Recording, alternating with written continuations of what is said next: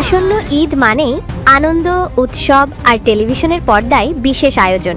আর সেই আয়োজনের তালিকায় সবসময় বিশেষ জায়গা দখল করে থাকে জনপ্রিয় ম্যাগাজিন অনুষ্ঠান ইত্যাদি। এবারের ঈদেও তার ব্যতিক্রম হয়নি।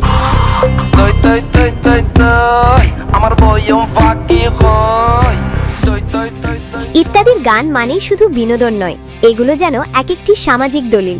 বিনোদনের মোড়কে সমাজের বাস্তবতা তুলে ধরার যে অভিনব প্রয়াস, তা আবারও স্পষ্ট হয়েছে এবারের পর্বে।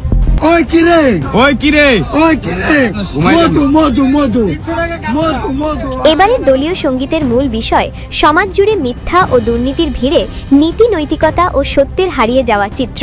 শৈশবে আমরা যে নীতিকথা শিখি, কর্মজীবনে এসে সেগুলো কিভাবে গুরুত্ব হারিয়ে ফেলে, সেই বাস্তবতায় গানের কথাই তুলে ধরা হয়েছে অত্যন্ত প্রাঞ্জলভাবে।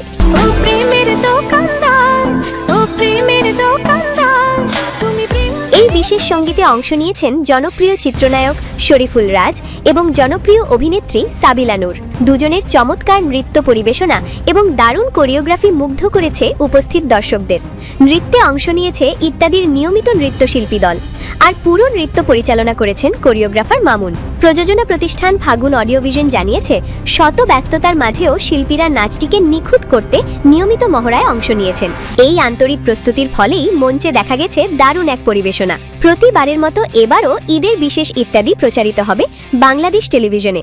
ঈদের পরদিন রাত ৮টার বাংলা সংবাদের পর দর্শকরা উপভোগ করতে পারবেন এই বিশেষ পর্ব।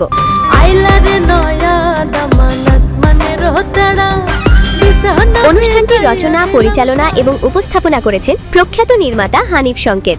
সামাজিক বার্তা, শক্তিশালী গান এবং তারকাদের মনোমুগ্ধকর পরিবেশনা সব মিলিয়ে এবারের ঈদের ইত্যাদি হতে যাচ্ছে দর্শকদের জন্য এক দারুণ চমক।